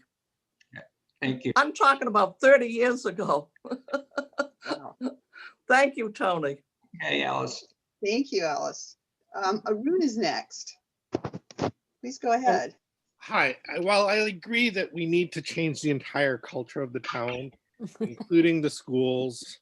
Well, basically, the culture of the town comes from the schools and from the town government. I mean, I'm not really sure where else you would find sort of townness other than the school and the government. But I do think that one of the steps is to defund the police. And I mean it. Let them have less funding. Half of their funding, a quarter of their funding. I'm not talking about, 10% cut or a 3% cut. I'm saying going down to half or a quarter and giving that funding to places like social services that will help people who might eventually show up at the police. And the other thing is, I do want to say that Chief Lawn is the chief impediment to changing the police department's culture. Oh. He is a complete, utter racist. This is my opinion, but I think this is where the rest of the department gets their allowance to do whatever they want. I'm done. I am calling Chief Lawn a pure white supremacist racist. No qualms whatsoever. Okay. All right. Yeah. Are there I thought I saw, before we go to Tyler or Eric again, I was wondering, I see some people who are raising their hand, but maybe don't know how to use the button, like Joan Martin. Yeah, I just asked her to unmute. Oh, thank you. I've been ready to speak after what Sheila had to speak about that feeling of the Black Lives Matter sign, and then with other people that have spoken about the police signs and that what Arun had just said. I live in West Watertown. I've been here for 40 years, and I do agree that I'm not quite a townie, but my in-laws are townies, and we live in the home that only Martins have lived in. And I put in a Black Lives Matter sign, and then a plethora of the "we thank and support our police" signs went up in the neighborhood. And there was a family of color, but even they admit we pass as whites. So we never had to deal with any of the issues. But they were in Hawaii for 6 months, and relatives were going to stay in their home. And one of them was a person of color married to a Black man, and their son is Black, and they had real concerns. And I was prepared to write a letter to our neighbors, but they asked that I not do that because they would feel uncomfortable. But I spoke with some of my white neighbors about this, and the mixed feelings. It was upsetting in some ways and very reassuring in other ways. My sign is still there, but I also feel we have my husband and I have had reasons for the police to come to our home. The house has been broken into. We have had a car hit our house. And in all cases, we have been treated well, but we're white. But we're also on Main Street, and we see a lot of police action on Main Street. And one of the things that I really want to speak about is an incident that happened in September in which it was quite loud. Guns were drawn. Cambridge police were involved, and I'm sure none of you heard about it. And I wrote the police saying what had occurred. But the most heartwarming thing happened was that the Black woman who was in the car and the man, I could not tell whether he was Black or white. And he was arrested, screaming profanity, calling her every name in the book. He didn't steal the car, whatever. And he was put into a Cambridge police car. So it turns out, though, the woman's car also had a flat, and the white Watertown policeman changed her tire for her. And it was heartwarming to see that with their masks on, that they hugged. And I'm thinking some of these stories never get publicized. And I'm not saying, oh, this makes them wonderful, but I'm just saying, I love Watertown. I want it to get better. I do think there's many in the police department that are good. I know some of the young policemen who are friends of my sons. I just want it to be better. And this meeting has been wonderful, and to hear these different groups speaking. And I love the way you formatted it, that they answered specific questions that we could follow. And to see these young people from the high school, it gives me tremendous hope, tremendous hope. But I do hope that we don't give up on our police department, that it needs to get better, but I have some good things. And I think what we need to say is to not separate and only slash out on what the changes we want to see, because we don't like what we see when there's some good things that occur. I just wanted to say that. Thank you, Joan. Thank you very much. Are there any other? Well, I have a question, and I'm going to switch gears a little bit from, I'm going to ask folks if recently I just read that the superintendent of schools, and people may know about the incidents, the Channel 25 and the superintendent's meeting that was held and so forth. The superintendent just announced, not just announced, but announced that they want to hire a chief equity and diversity position at the school. They also want to establish they want to have a group of parents and caregivers of color to organize to talk about the issues around this. And I was just wondering whether people felt that those were, positive steps, or what you think about that. And I would assume that she's going to be asking that the chief diversity officer might be a person of color. Just any kind of reactions to that at all? Since the schools came up a couple of times throughout the conversation.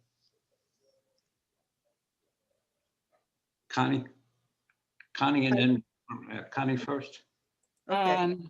I'll see Rome. So I think those are good steps, positive steps, but can't be the only steps. Having one person in charge of equity and diversity sometimes can make a difference if that person is collaborative and knows how to bubble up people. But for me, one of the things I've been thinking about is what is the curriculum, and what is a child's experience K through 12. And sometimes we talk about curriculum as a package. We're going to study X, this topic, and working around creating inclusive, equitable classrooms and schools. For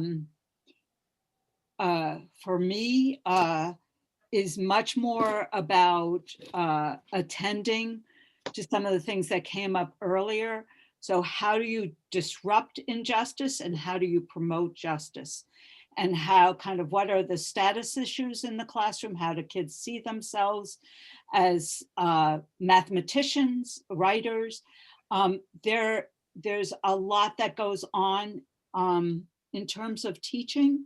It's a very complicated profession, but so I think I just am going to harken back to something that Caden said. It's a commitment over time. The work is urgent, but the work is also slow.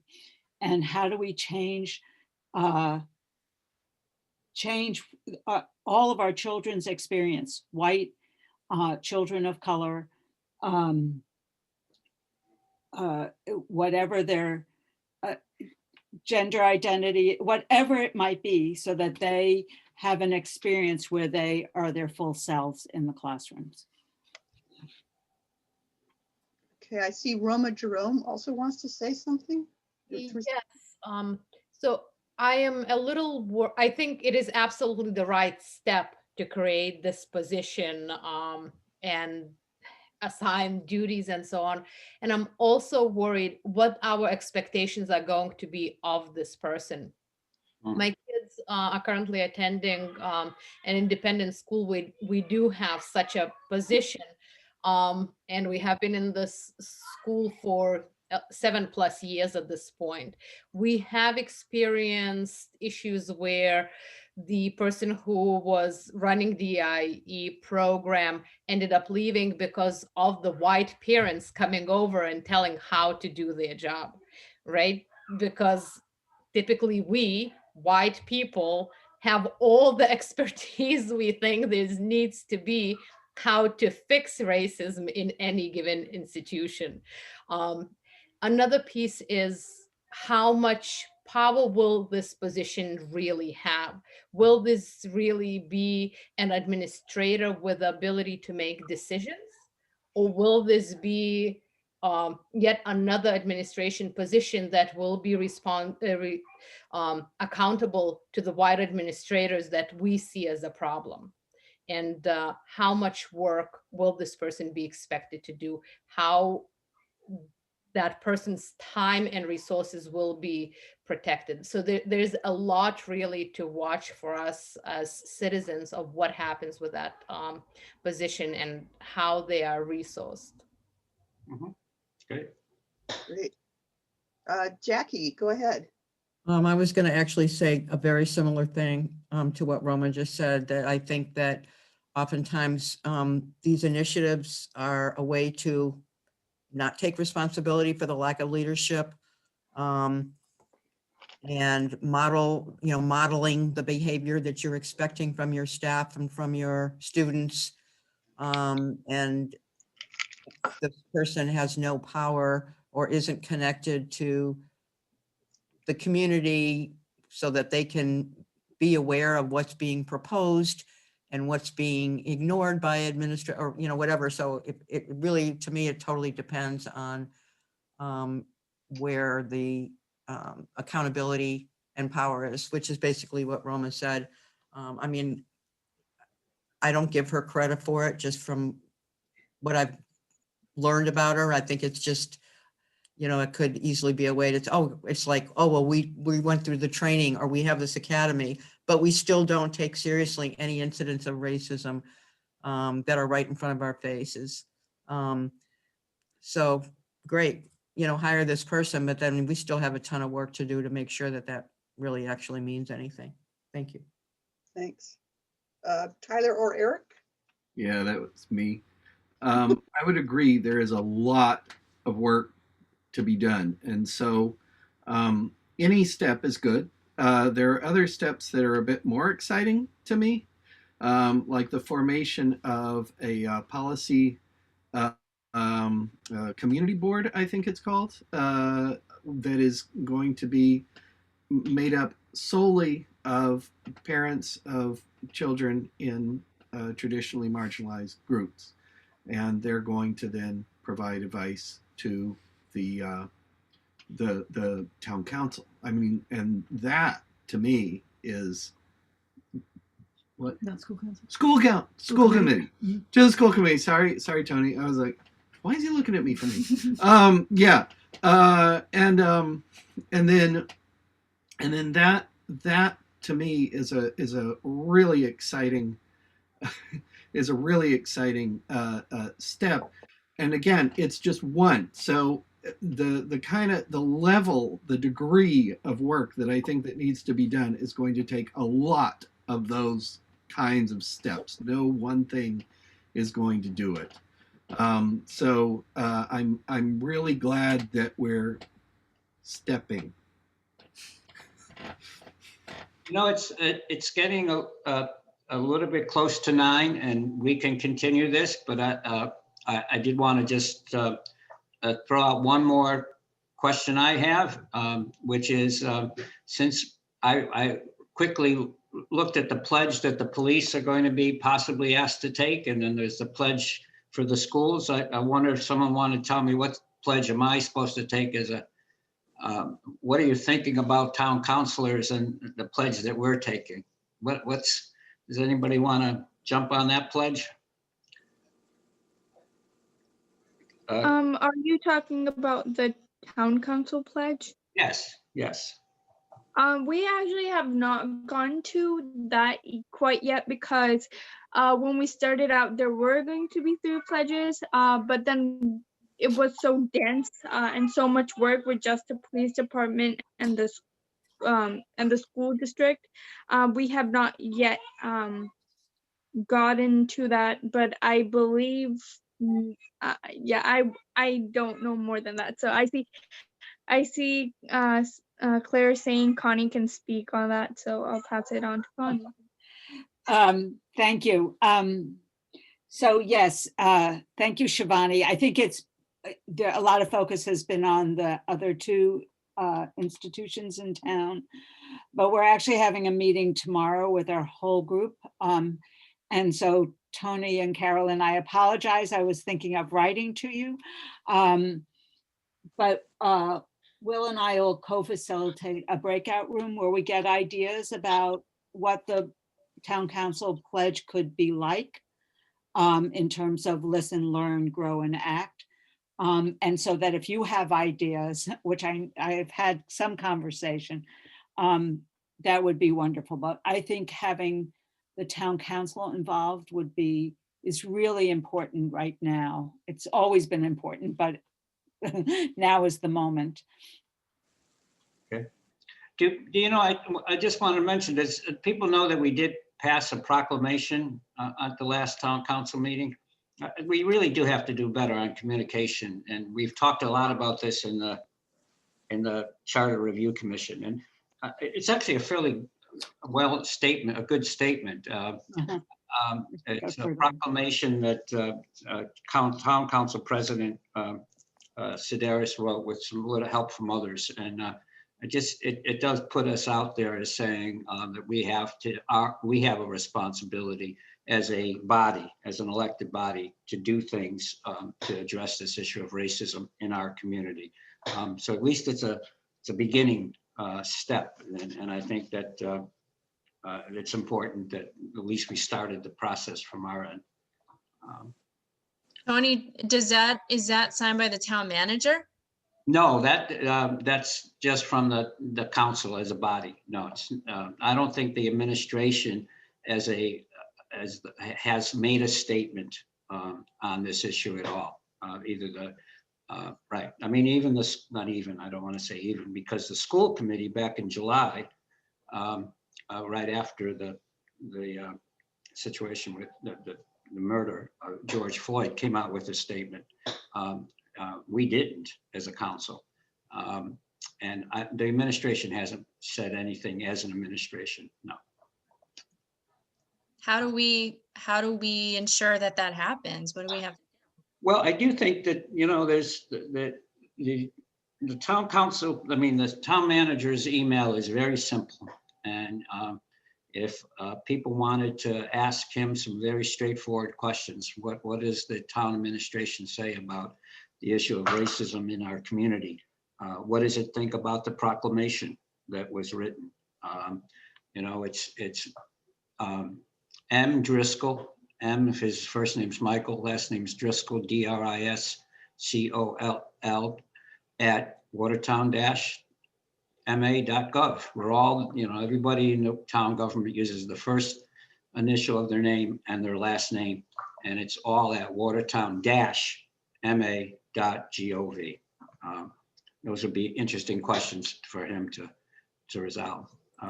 I am want to say, and I know Arun pretty well, and he's on our steering committee of Watertown Citizens. I would think that we might do better with less of a personal statement about people and more looking at, so his statement about the town chief, I'm not saying it's true or untrue. I'm just not thinking it's particularly helpful, and that what we need to do is to try to understand how he, as an individual, might be supporting a systemic racism. If that's what we're talking about, then I think I could understand that. I'm a little concerned that we label people as white supremacists or as racists.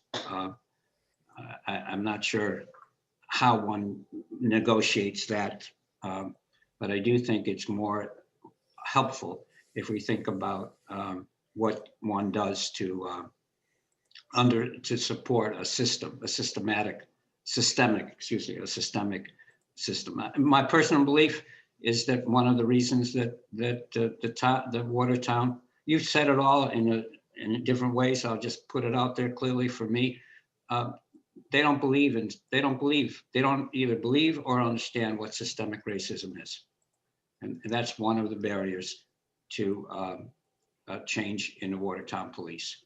I think that's a barrier in a lot of institutions, whether it be government, police, schools, is understanding the concept of systemic racism and what it does. And in that sense, I thought that slide that Tyler put together was very helpful.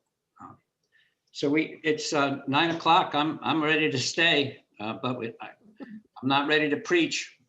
So I think Tiffany has something to say. Okay. Yeah, I just wanted to circle back. There was a great little side conversation going back about, and I think Sarah Pardo, am I saying that right, Sarah? Yeah. Okay, thank you. Was talking about the budget and how the police budget, is only giving, Sarah, what was it? About 25,000 to Wayside or? The Wayside gets a $78,000 grant from the health department, but most of their budget comes from grants that they have to write. They 'Cause have to it's write. really a nonprofit. It's like a contractor. Okay. I guess my idea is that the same budget that's tied to the town budget, Tony and Carol? Oh, and okay, good. So that is the budget, right? And I know that in the charter meetings, a lot of the pride expressed was that we have never had to go ask for more money or raise taxes to then, pass the budget. And that seemed to be very important to some council members in terms of where they held their power, felt success.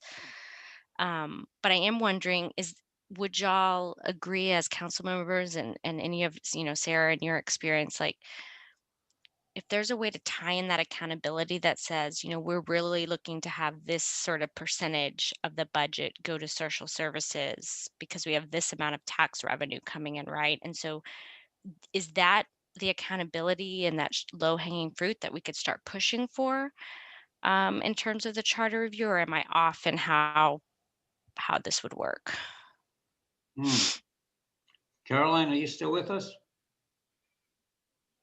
Yes, I am. I was typing. I was trying to listen to her at the same time as I was typing. I didn't say it very succinctly, but I'm just trying to. Kind of heard what you were saying about tying the budget to. I mean, I've only gone through this was the only budget process I went through that I completely understood. the last time I did it, last couple of times I was still learning. I'm not sure what the laws are too, because there's laws around the budget, and I would have to really look into that to see if you could even do something like that. Tony, what do you think? You know more than I do. You've been through it a lot more times.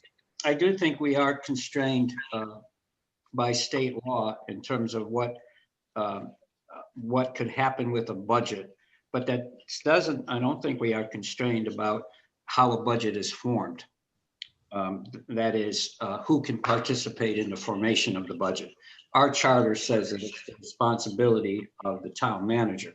Now, you could also talk about participatory budgeting, which is what the folks in Boston are trying to do right now. And it's a little complicated, but you know, you can increase the power of the town council in terms of how the budget is put together. Once the budget is put together, it's very hard, and this is by state law, it's very hard for councilors to change the budget other than to increase the budget. What they can do is move money around in the budget. That is possible. That takes a pretty concrete group of people. I mean, a pretty strong group of people to have the wherewithal to make that happen. Yeah.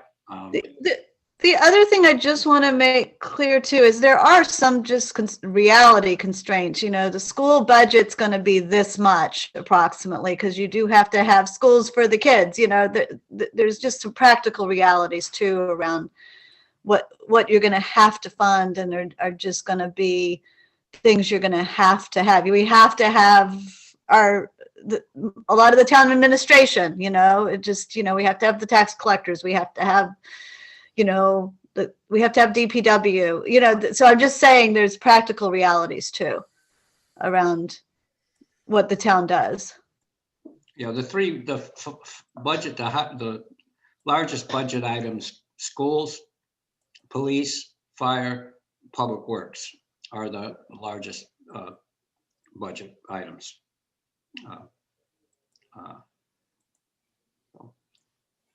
Well, I think we've exhausted the questions for now. We got one more. Merle Kummer wants to speak again. Sure, okay. I just wanted to make an observation about accountability, how unclear it is that when someone asked you, Tony, whether the administration was adopting a similar commitment that the town council was, I believe you said, here's Michael Driscoll's email. You can ask him. And I would think, since Michael Driscoll reports to the town council, good point, that you would be the one to be asking that. And but that I'm not trying to nail you. I'm saying that's the system. That's the way we treat the town manager, as if he's an unmovable island that we don't have any influence on. That's a very good point. You know, I never thought about that in actually just the whole concept of the town. You know, if you had a mayor, you would expect a statement from the mayor about incidents, right? You could look at Somerville, look at Boston, look at Cambridge, look at any place when there's something that happens, you expect some response from your administrative leader. So, and you're right. I mean, maybe we should be saying to the town manager, we would like a statement from you or from the administration on the issue of racism and racial harassment in the schools and in general in town. And please take a look at the proclamation we just passed. And do you think that the town could say something about it? I don't know about you, Caroline, but that's a very interesting, and that is part of our responsibility. He is the person who we hire and fire, and we are responsible to ask to manage him in some ways. Yeah. Thanks. Yeah. I agree. I think Tyler and Eric have their hand up. No? Okay. Oh, you do. Sorry. I do. I want to open a can of worms. Go ahead. But I want to make a comment, I guess, on an aspect of ways that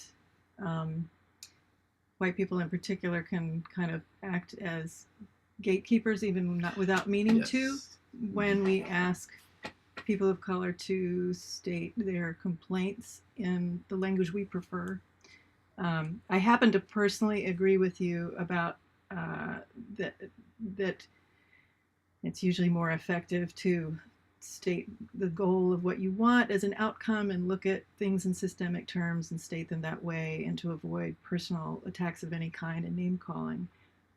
But I just want to name that, however, that we have some extra work to do as white people to hear what people are saying, however they say it, because there's just so much long history of telling people you're not saying it right.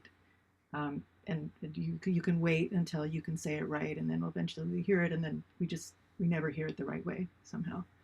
So I just wanted to name that. No, I appreciate that. I didn't think about that. Thank you for bringing that to my attention. It is true. I think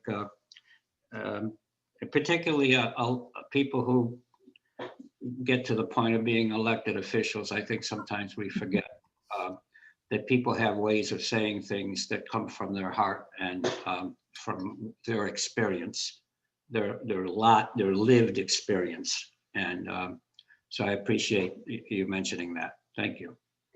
Actually, I appreciated that the way you responded to it was in a very kind of I statement. You didn't say that's wrong, but the effect, anyway. I said what? How are we doing? Any other? I don't see any more raised hands. Okay. Well, does anybody else have a question? It doesn't have to be a statement. Does anybody have a question? No? I have one, and I know everyone is kind of done. So maybe this is more food for thought. Someone earlier has brought up we support our local police signs. Mm-hmm. Is there an opportunity or a way to have some sort of a public education campaign, what that really means?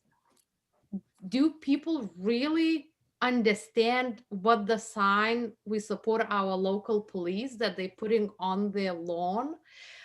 You know, I would like to, I think for my own piece, and just kind of to be able to better understand my bearings in the community and the safety of our family and many other families in town, it would be really important to understand, is this really pure ignorance that we're seeing, or is this really a response, a counter response to Black Lives Matter that people are putting on their lawns? Because that's what it really is. It is a counter response to Black Lives Matter. But do people know that that's what they're saying on their lawn? I think this is, they have one that stares at us right out our bedroom window. It's just something that keeps on nagging on us. I don't have any ideas how one would go about it, but it just seems that it might be a good public service announcement. It's a tough one. Yes, that would be exciting. I think Jackie Van Leeuwen wants to speak. Right. Yeah, I think that would be a great campaign, really a good campaign somehow to put out there. But I was just have a quick question about the town manager going to town council meetings, and how does that happen?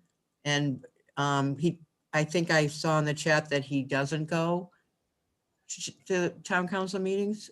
Oh, no, he sits up with us in the front. He's there every meeting. There is an agenda item, which is message from the town.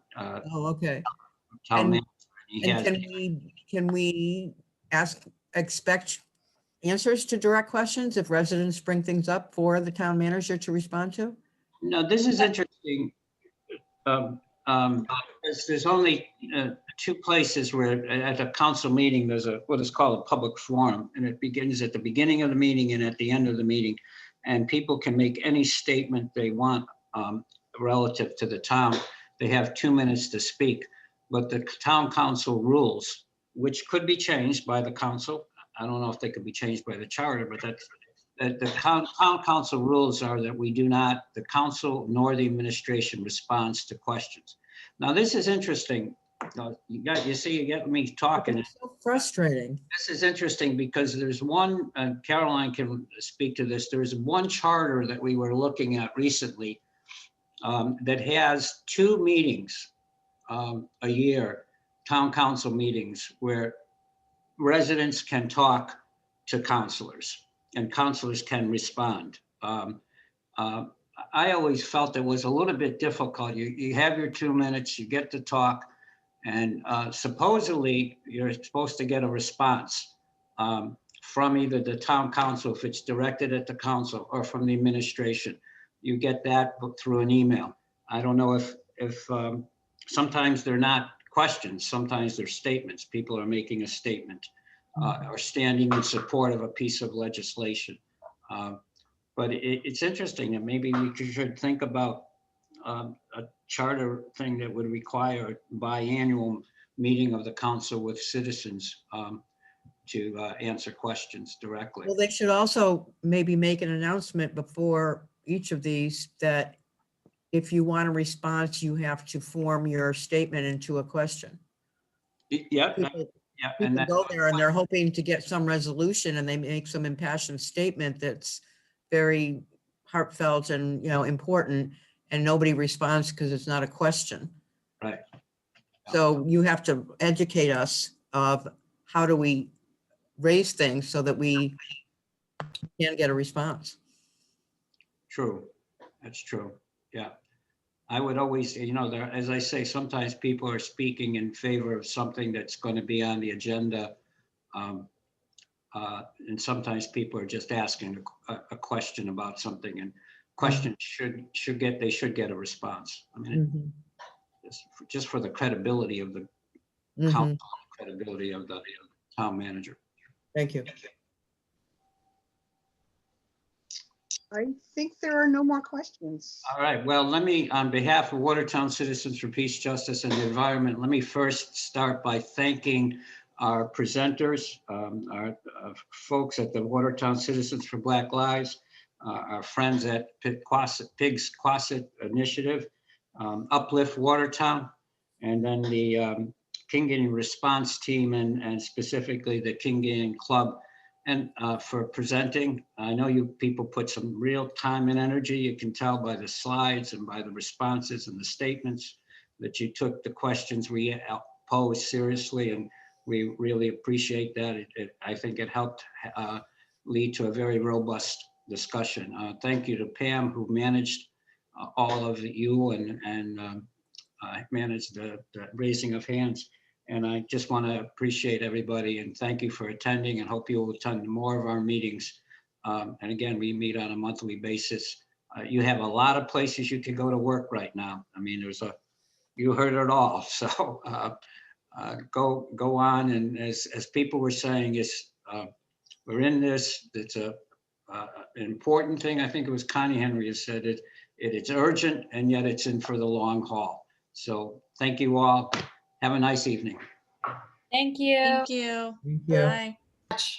Thank you for doing this. This was wonderful.